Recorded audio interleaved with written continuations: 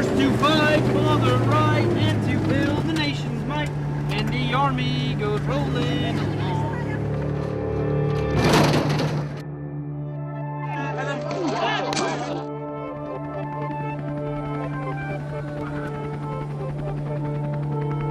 It's harder to end a war than begin one.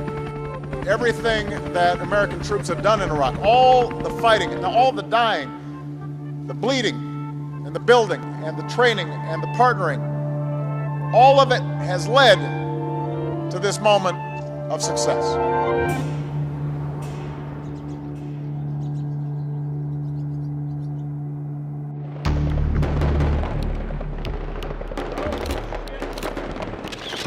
You deserve better than tyranny and corruption and torture chambers.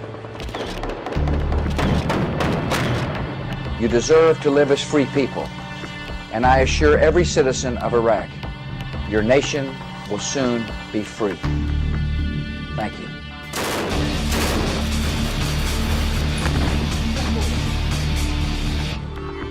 It's 10 years since America invaded Iraq. 10 years and over 120,000 dead. Among them, over 4,400 American soldiers.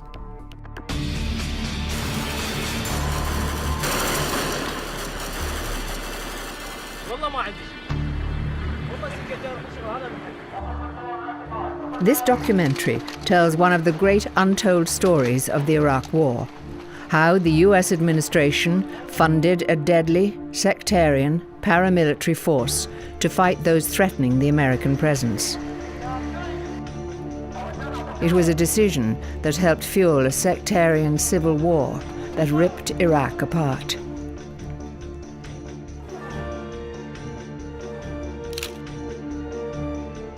At its height, 3 years later, 3,000 bodies a month were showing up on the streets of Iraq.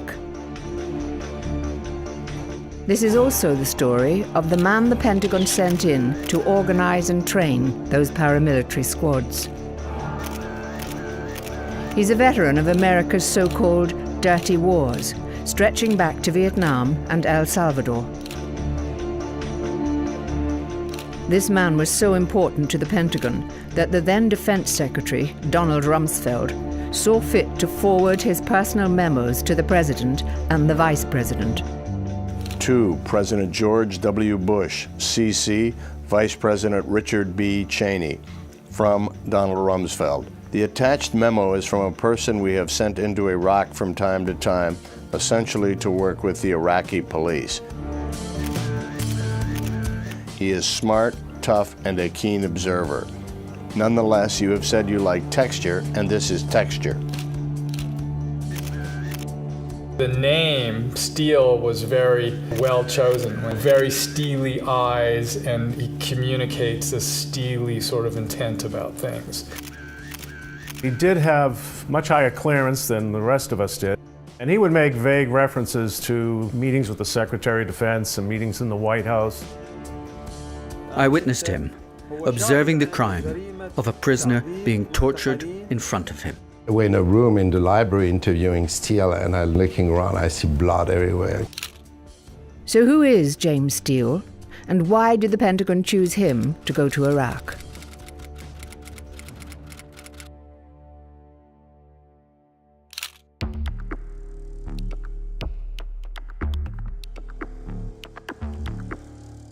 Vietnam, the conflict in which over 58,000 US soldiers died, is where James Steele was first introduced to counterinsurgency as an alternative way of combating a guerrilla uprising. Steele served in the Vietnam War in the Black Horse Regiment from 1968 to 1969. He was described by General George Patton Jr. as the best troop commander in his regiment.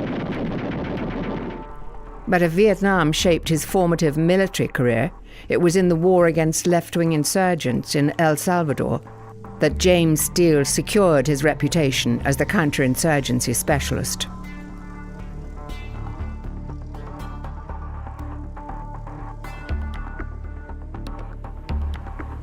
Steele arrived in El Salvador in 1984 as the leader of the U.S. Mill Group, a group of U.S. military advisors to the El Salvadoran army. Todd Greentree got to know James Steele when he was working in the U.S. Embassy in El Salvador at the time. Colonel Steele, as the Mill Group commander, was in charge of all of the Special Forces teams, the training teams that were out at the brigade headquarters. The U.S. was trying to defeat a guerrilla insurgency, and American experts trained the Salvadoran security forces in the dark arts of counterinsurgency. Some of these Salvadoran paramilitary units were effectively death squads. Celerino Castillo was a U.S. drug enforcement agent who was involved in training these paramilitaries. He was widely acknowledged for his efforts. Castillo met James Steele in Salvador. Very military type, very disciplined. His decorations, medals and stuff that was given to him by the U.S. military and the Salvadoran military were surrounding his office. So I was very impressed with Colonel Steele. Dr. George Vickers got to know and like James Steele when he visited Salvador to write a PhD thesis on U.S. military strategy in Central America. He was totally committed to defeating the guerrilla insurgency in El Salvador. He used to discuss how he traveled around to the military bases where U.S. trainers were based. He talked about the importance of building human intelligence information as opposed to just technical information. I don't think he had any hesitations about obtaining information by very rough forms that were being carried out by the Salvadoran Armed Forces under the eyes of U.S. military trainers. Steele was the chief American counterinsurgency expert on the ground in El Salvador, a figure of enormous authority to the El Salvadoran military. He was the Mill Group commander in El Salvador. Nothing moves without his authority, and their objective was to eradicate the guerrilla movement. It's very well written through history that there were major massacres being conducted. We put these allegations to retired Colonel Steele and have received no reply.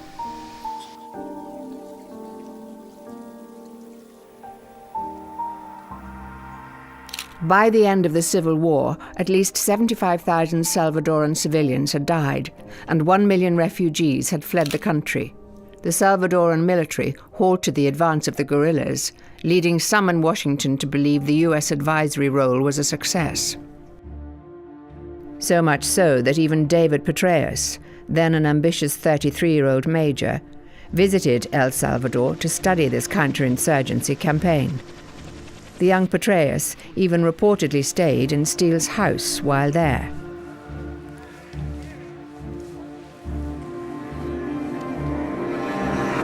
"18 years later, in Baghdad, the now General Petraeus would use Steele's expertise to fight the Iraqi insurgency. The architects of the Iraq War did not expect a violent uprising, so they started training a regular police force for what they thought would be a mostly peaceful transition to a Western-style democracy. They brought in retired policemen like Douglas Brand and Jerry Burke to teach the basics of good civil policing. We went in May of 2003 with 6 policemen, 6 American police officers. This small group was unequal to the enormous task they were given. To train 30,000+ policemen was a sort of 5 to 7 year project, but they wanted it done in 18 months. The man seen here in the Navy bulletproof vest, Ahmed Khadoum, was installed as the Iraqi leader of this new civic police force. Hovering in the background is the mysterious figure of James Steele, observing and evaluating the situation, sending his classified reports back to U.S. Defense Secretary Donald Rumsfeld. Steele had arrived in Baghdad in 2003, just after the invasion, describing himself as an energy consultant. Came into the country, as I understand it, to work originally for the electricity board. He just sort of showed up one day, went about his business, which nobody really understood what he was there to do. As I said, he seemed to be without portfolio, doing whatever it is that he wanted to take interest in. This is the only known video footage of James Steele. As a civilian, he had no place in the military chain of command, yet he exercised enormous power in Iraq. The man on his left is the Special Forces Colonel, James Kaufman. He reported directly to General Petraeus. Initially, the security situation in Iraq was relatively stable, and the task of training the police continued. But then everything changed.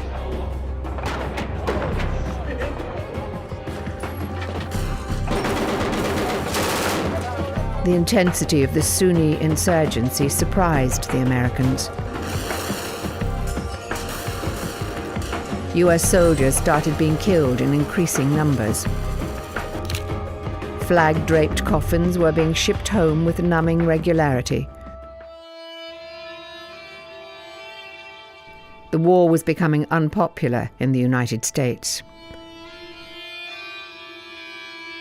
George Bush's 2004 re-election was being threatened by the crisis in Iraq.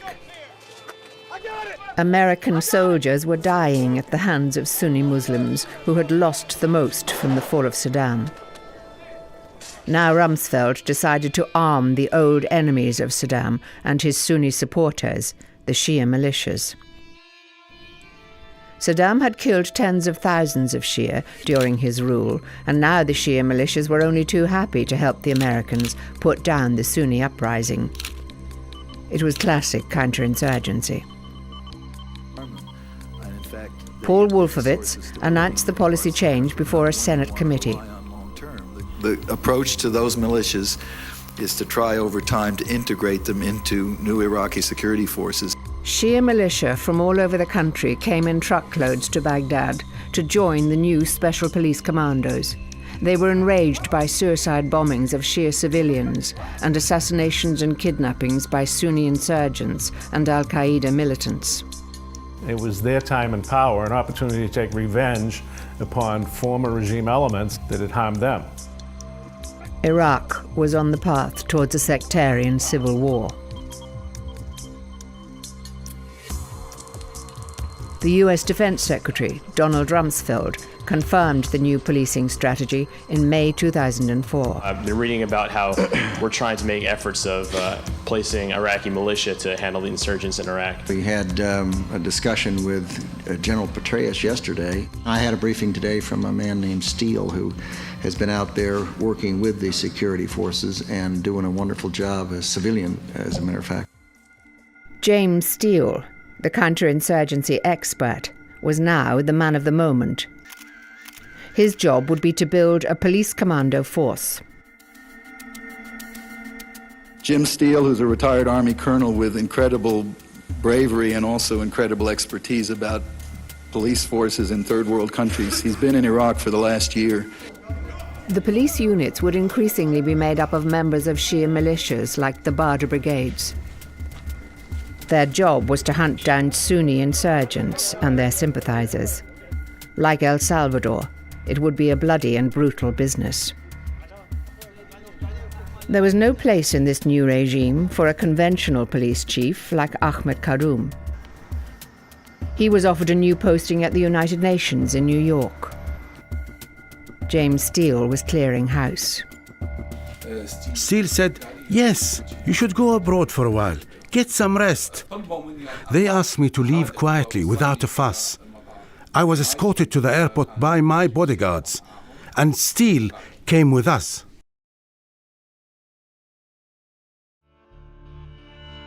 It was also the end of the line for Douglas Brand. Rumsfeld decided that police training in the future would be dealt with by military people. That was a direct instruction from Rumsfeld.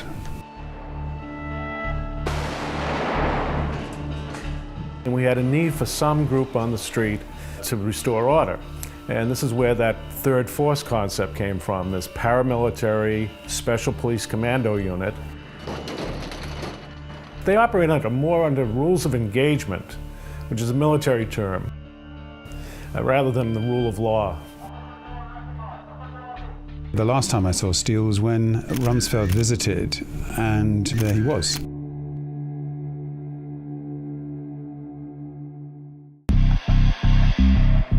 Rumsfeld's choice to take overall command of this new policing strategy was a military star in the making. General David Petraeus was much admired by the American media. The commandos would become the cutting edge of this ambitious general's war against the insurgents. Now, I've spent a little bit of time at where you were training the police commandos, and I got the strong impression that you're putting a lot of priority on the police force today. Well, we've helped them develop these special police units. Some of them were their own initiative initially, and great initiatives like the Special Police Commandos, which they now have 9 battalions of those forces, 8 of which are in active operations right now. A directive by General Petraeus ordered the formation of these units. But the people who were directly supervising us were Colonel Kaufman and the advisor, James Steele.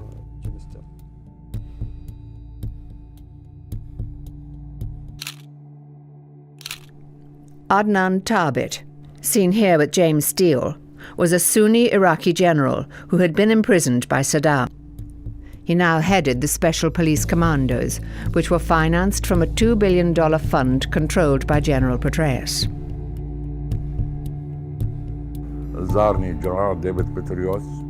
General David Petraeus visited me and he started joking with my soldiers. They were all playing press-up games together, and he could see the seriousness of our training. And after that, he sent me 2 advisors, Steele and Colonel Kaufman. After this first visit by General Petraeus, he promised he would help us in every possible way. And the first help we received from him was he sent me a shipment of 150 Dodge pickup trucks.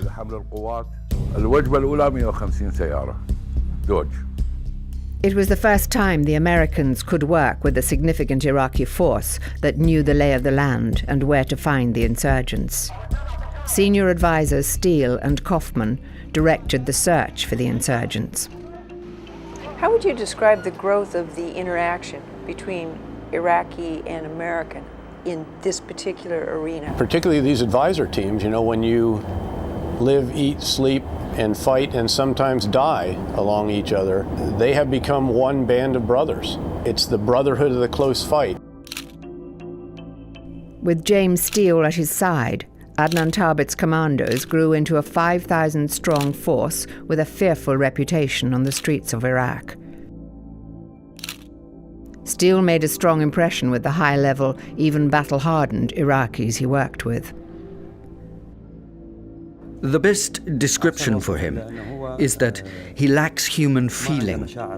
I mean, the number of wars he's witnessed and the various methods of torture that must have been committed, whether in Iraq or elsewhere, somehow their hearts have died. General Muntader al-Samari is a former general in the Iraqi army. After the invasion, he worked with the Americans to rebuild the police force. But Muntader was very disturbed by the abuse and torture he witnessed being committed by the police commandos. He tried on a number of occasions to stop it. He has never spoken before about the part the US played in running the Special Police Commandos. The Ministry of Interior had 14 to 15 prisons. They were secret, never declared. But the American top brass and the Iraqi leadership knew all about these prisons. The things that went on there: drilling, murder, torture. The ugliest sorts of torture I've ever seen. General Muntader alleges that James Steele had access to all of these prisons. and that he visited one in Baghdad with him. Yes, that's James Steele. That's what he always used to wear. Jeans and a leather jacket. I remember he always wore his gun here, on the right-hand side.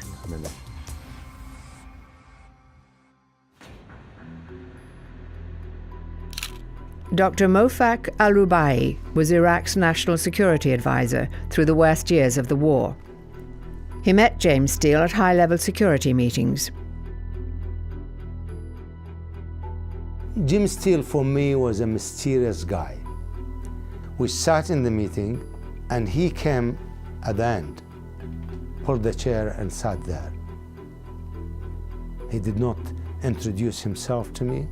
You don't get anybody in this meeting. There were only Sanchez, Bremer, myself, Minister of Defense and Minister of Interior, and him, full stop.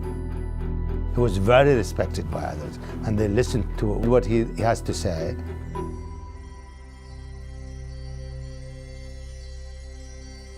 One of the main bases of operation for the commandos was the ancient city of Samarra.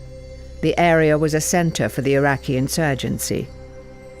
It was also Adnan Thabit's hometown, and he was determined to inflict a major defeat on the insurgents and their sympathizers. With James Steele advising, Adnan Thabit's commandos flooded the city, going door to door, taking hundreds of men from their homes to the interrogation center. U.S. Army medic Neil Smith was in Samarra during the months-long struggle to control the city. We were like in a government zone in Samarra, and where the police station was actually right across from where the commandos were headquartered. So there were always special commandos there hanging out, and they wore the maroon beret like pretty much every elite military unit in the world does. They were well equipped. Like the MOI commandos all had these brand new Dodge Ram pickups that were painted in camouflage, and they all looked like they had new weapons and new uniforms. Samarra was the first place that the connection between James Steele and the activities of the police commandos was made known to the outside world. New York Times journalist Peter Maas convinced General Petraeus to allow him and photographer Gilles Perez to visit the commandos in Samarra. Their host was James Steele. What I heard is prisoners screaming all night long. You know, at which point you have the young US captain telling his soldiers, don't come near this thing.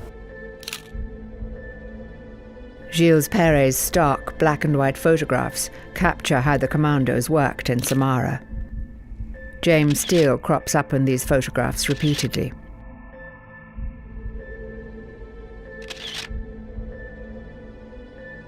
I was staying at the base in Samarra, an American base, and I overheard American soldiers at this base, talking about having watched prisoners be kind of strung up like animals after a hunt over a bar, having watched prisoners be actually tortured. Adnan Thabit and the American military made the joint decision to set up the commando headquarters and interrogation center in the city's main library. We spoke to two men from Samarra who were imprisoned in the library. Still fearful, they asked us to conceal their identities. We would be blindfolded and handcuffed behind our backs. Then they would beat us with shovels and pipes. We'd be tied to a spit, or we'd be hung from the ceiling by our hands and our shoulders would be dislocated. They electrocuted me. They hung me from the ceiling. They were pulling at my ears with pliers, stamping on my head, asking me about my wife, saying they would bring her here. The interrogation center was the only place in the kind of mini green zone in Samarra that I was not allowed to visit. However, one day Jim Steele said to me, hey, they just captured a Saudi jihadi. Would you like to interview him. We're still completely together to bring us into the library? Maybe not. Mas and Perez were about to get an unprecedented glimpse into this clandestine world. We kind of walk into the entrance area, and the first thing that I see is one of the Iraqi guards beating up one of the Iraqi prisoners. And then I'm taken not into the main area, kind of the main hall, although out of the corner of my eye I could see there were a lot of prisoners in there with their hands tied behind their backs. I was taken to a side office where the Saudi was brought in, and there was actually blood dripping down the side of a desk in this office. We're in a room in the library interviewing Steele, and I'm looking around, I see blood everywhere, you know. And while this interview was going on, me and the Saudi with Jim Steele also in the room, there were these terrible screams. There was somebody shouting, Allah, Allah, Allah, but it wasn't, you know, kind of religious ecstasy or something like that. These were screams of pain and terror. We asked General Adnan why he thought the prisoners were screaming. Maybe sometimes when officers visit prisons, the prisoners do start shouting. They are a bit like whirling dervishes. They love to scream, Allah, Allah. They were so loud and they were so disturbing that Steele left the room to go find out, you know, what was going on, because it was breaking up our interview. And while he was gone, the screaming stopped, and then he came back into the room and the interview continued. He hears the scream of the other guy who's being tortured, you know, as we speak. There's the blood stains in, you know, the corner of the desk in front of him. There are some killers who would never confess. You have to use tough means to make them confess. All kinds of means. Torture is not humane. I don't approve of it. But there are some procedures which you need to understand. You have to follow in order to make criminals confess. I remember Adnan Thabit came into the library and he told Captain Durade and Captain Ali, go easy on the prisoners, don't dislocate their shoulders. This was because people were having to undergo surgery when they were released from the library. General Adnan had his own explanation for the bloody desk, witnessed during Mas and Perez's interview with James Steele in the library.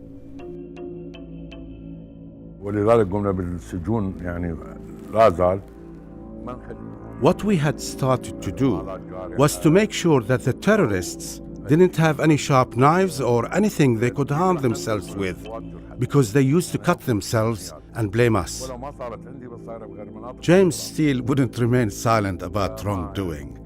I'm surprised by this journalist's report.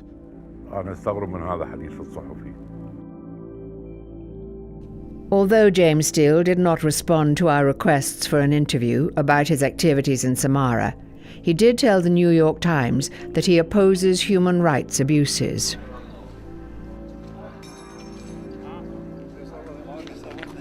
One American soldier in Samarra was deeply affected by what he saw. At the time, I just felt like everybody knew and nobody cared that there was torture going on. Army medic Neil Smith remembers just how frightened Iraqi civilians in Samarra were of the Special Police Commandos. What was pretty widely known in our battalion, definitely in our platoon, was that they were pretty violent with their interrogations, that they would beat people, shock them with electrical shock, stab them. I don't know what all else, sounds like pretty awful things. If you sent a guy there, he was going to get tortured and perhaps raped or whatever, humiliated and just brutalized by the Special Commandos in order to get whatever information they wanted. I remember a 14-year-old who was tied to one of the library's columns, and he was tied up with his legs above his head, tied up. His whole body was blue because of the impact of the cables with which he had been beaten.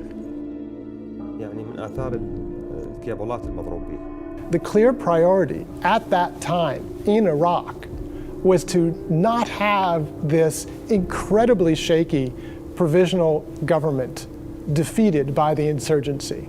That was priority number one, to which every other priority, democracy, human rights, etc., was subordinate. Petraeus defended his record with the police commandos to PBS Frontline's Martin Smith. He says he was aware of individual militia members in the commandos, but not militia groups. I did not see militia groups in the special police during the time that I was there. Did you think about what you could have done differently, might have done differently, to have prevented the development of these militias that were effectively developing under your watch? I have not seen, we kept hearing this all the time, Martin, that this or that. To find the absolute evidence of this has actually been quite difficult. But Jerry Burke, who was a senior advisor in police affairs to the Iraqi Interior Ministry, says that Petraeus must have known that organized Shia militia were dominant in the police commandos. He had to have known. These things were discussed openly, whether it was at staff meetings or before or after various staff meetings and general conversation. Pretty much the whole world in Iraq knew that the police commandos were a Bata brigade. He must have known about the death squad activities. Again, it was common knowledge across Baghdad. Even Petraeus's own special advisor in the military chain of command, Colonel James Kaufman, was, according to many witnesses, working side by side with James Steele in the detention centers where torture was taking place. Colonel Kaufman declined to be interviewed by us.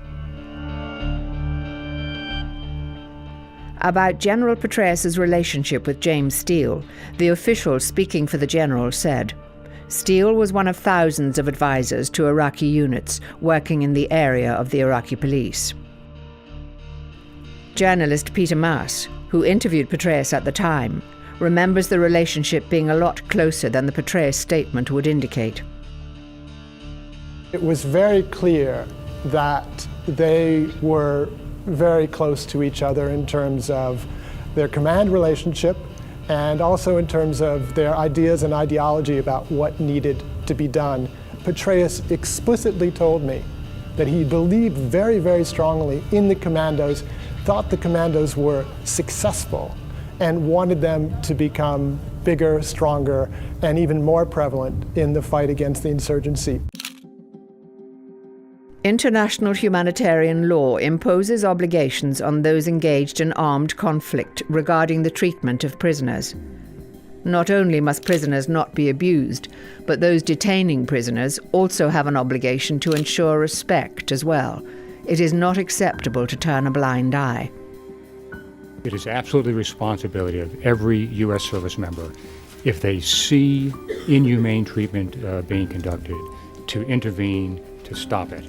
I don't think you mean they have an obligation to physically stop it. It's to report it. If they are physically present when inhumane treatment is taking place, or they have an obligation to try to stop it. But the masses of secret Iraq war communiques, released by WikiLeaks, showed that US soldiers were routinely handing prisoners over to the Iraqi police force, even before the police commandos were officially launched. The top US military knew from the soldiers' daily logs that torture was going on inside detention centers. They even issued a new official military order in June 2004. It was called Frago 242. It directed US troops to note, but not investigate, torture of Iraqis by Iraqis, unless ordered to take action by headquarters. But later that month, members of the Oregon National Guard were so disturbed by the abuse they witnessed at a police detention center that they intervened to try and stop it. I saw some horrific things. I saw one room that had 75 prisoners all crammed into one small space, and they asked for food, they asked for help, and they asked for medical aid. We gave them every bit of scrap of food that we had, every bit of water. You could see evidence of a torture chamber where they had a broken lamp, where they used electrical shock, and it's quite evident what they had been doing to these fellows. Southall's commander approached the man who appeared to be in charge of this torture center. According to Southall, The man immediately got on the telephone to U.S. military headquarters.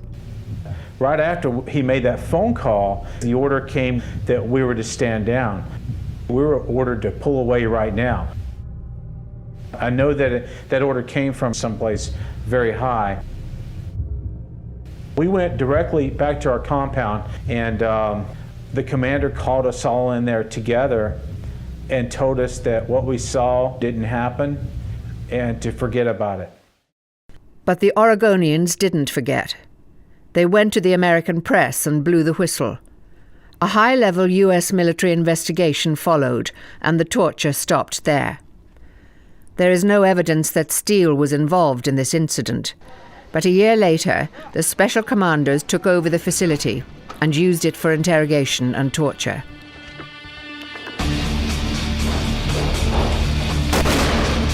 I think there's great continuity, and really if you go back to Vietnam, to the nature of irregular warfare and the fact that there's always a sort of a dark side. It's not called dirty war for nothing.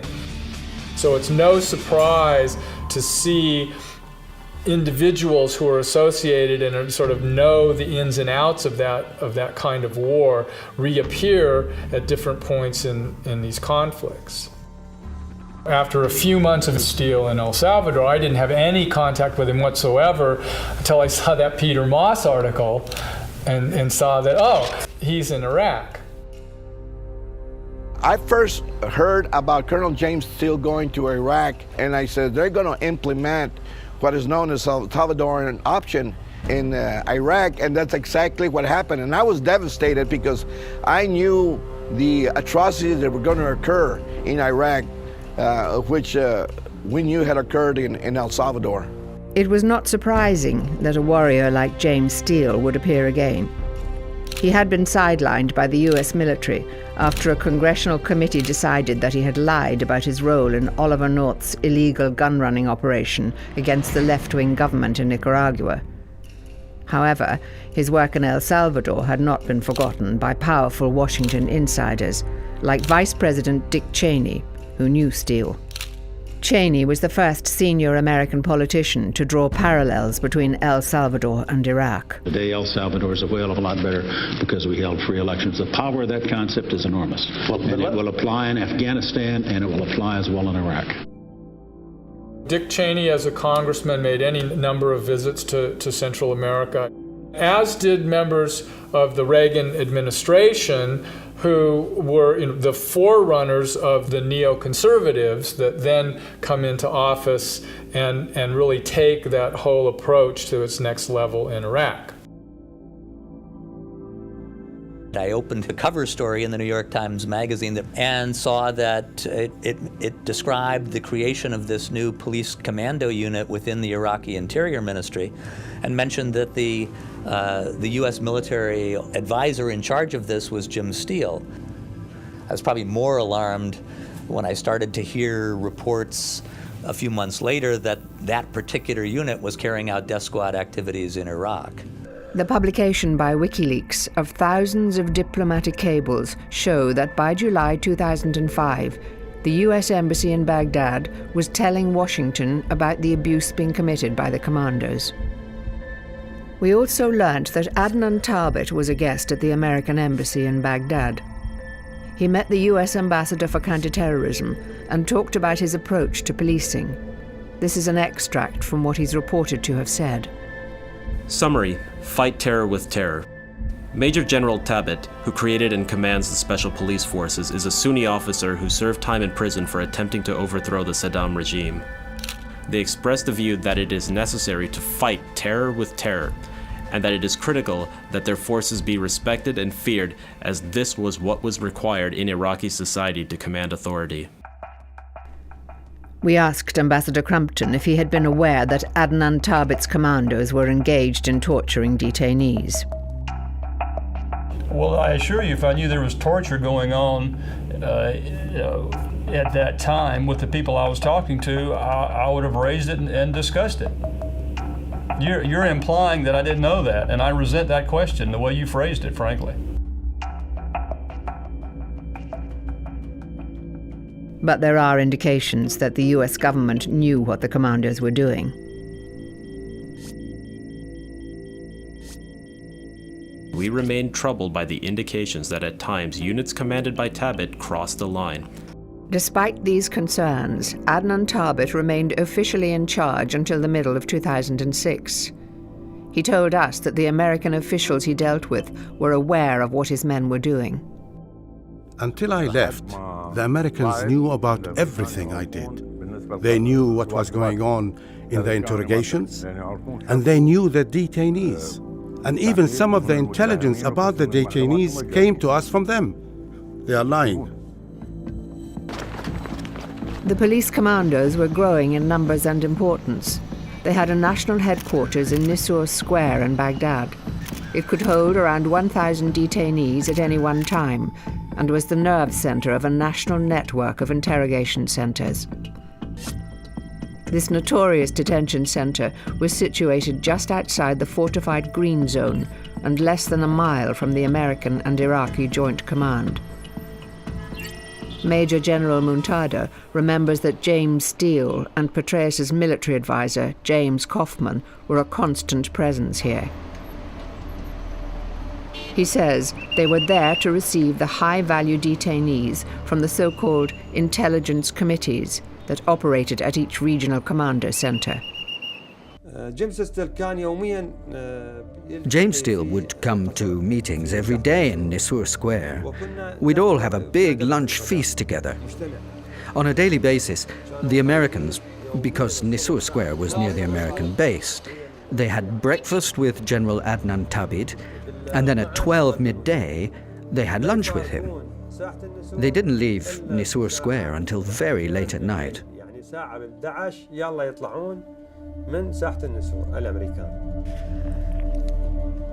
Two Iraqi generals who worked with Steele say that one of Steele's responsibilities was to give the commandos lists of people that the Americans wanted picked up. Steele would then allegedly arrange to transfer them to a US-run interrogation center near Baghdad airport. Colonel Steele is one of the few people who understands how to organize and conduct intelligence-driven operations against specific targets in the leadership and operational cells of an insurgency or terrorist organization. Getting that intelligence from detainees was routine for the commandos and their American overseers.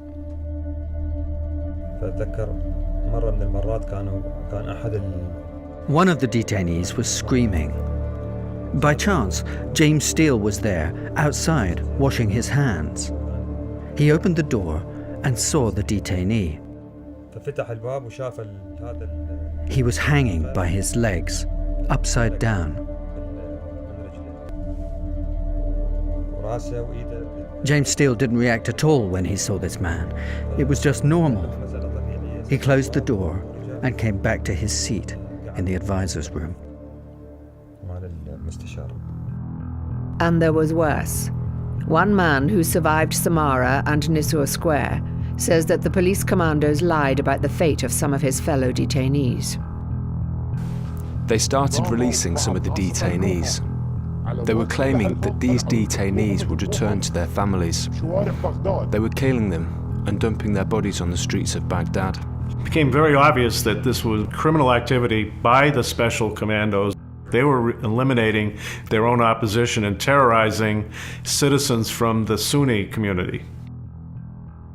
We lost the support of a lot of Iraqi citizens who became very cynical and very anti-American. Even the ones who were friendly with us couldn't understand why we were allowing this to happen.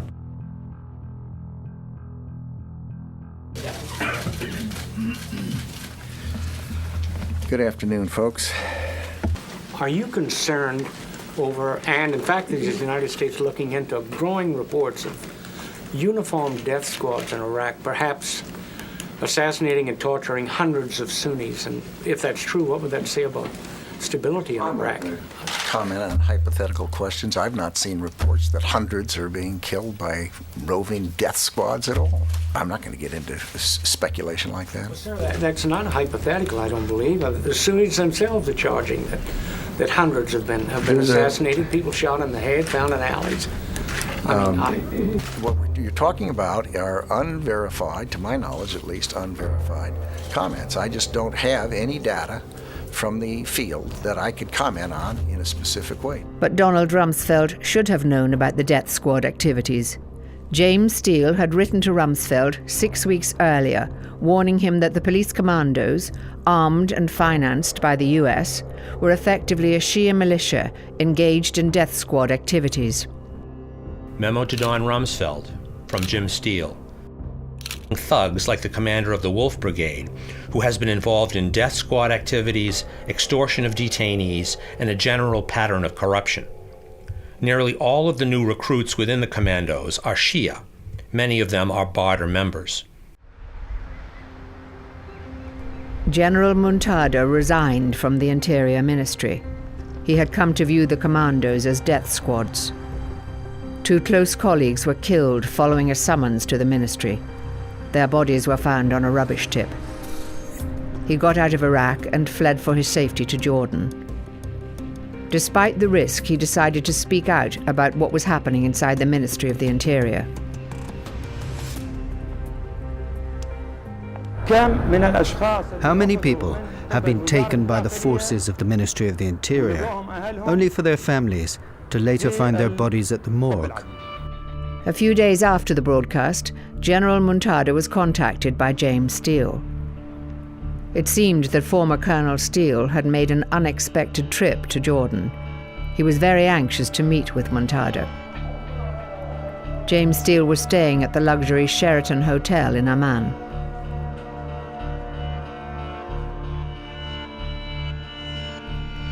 He asked if they could meet about 7 p.m. that night. Muntada agreed and went to the hotel.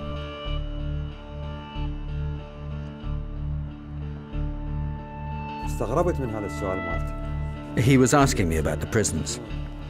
I was surprised by his questions, and I reminded him that these were the same prisons where we both used to work.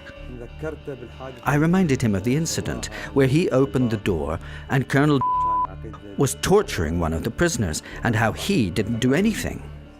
He said, "But I remember that I told the officer off." So I said to him, "No, you didn't. You didn't tell the officer off. You didn't even tell General Adnan that this officer was committing human rights abuses against these prisoners." And he was silent. He didn't comment or answer. I was surprised by this. He wanted to know specifically, did I have any information about him, James Steele? Did I have any evidence against him? Photographs, documents, things which proved he committed things in Iraq, things that he was worried that I might reveal. This was the purpose of his visit.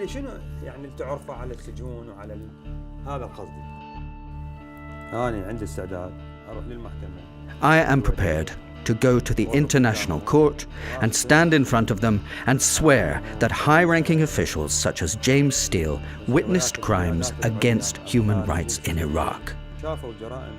They didn't stop it happening, and they didn't punish the perpetrators.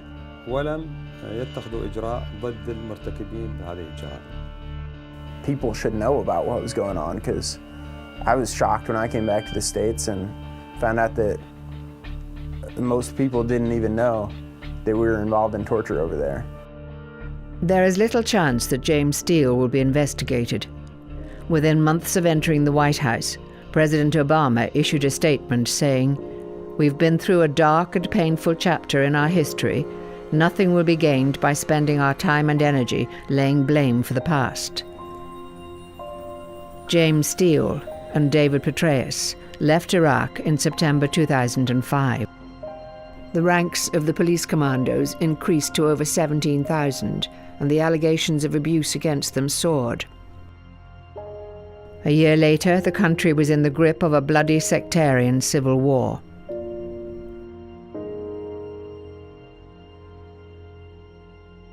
At its height, the civil war was claiming the lives of 3,000 people a month. Some were so badly tortured they could not be identified.